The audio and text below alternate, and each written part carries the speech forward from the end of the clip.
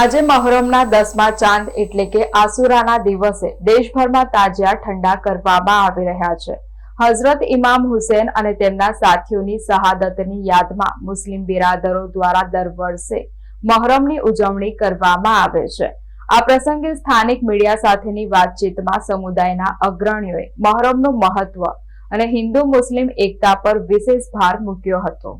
મહોરમ મહિનાના 10મા ચાંદના દિવસે પરંપરાગત રીતે તાજિયાનું વિસર્જન એટલે કે તાજિયા ઠંડા કરવામાં આવે છે. ઇસ્લામના ઇતિહાસમાં આ દિવસનું ખૂબ જ વિશેષ મહત્વ છે. સત્ય અને ન્યાયના માર્ગે ચાલતા હઝરત ઇમામ હુસેન સાહેબ જે રીતે શહીદ થયા હતા તેમની તે કુરબાનીને આજે પણ સમગ્ર માનવજાત આદરપૂર્વક યાદ કરે છે. સ્થાનિક સ્તરે ચોથા ચાંદની સવારે તાજિયાની સ્થાપના કરવામાં આવી હતી અને આજે 10મા ચાંદના પવિત્ર દિવસે તમામ ધાર્મિક વિધિઓ સાથે તાજિયાને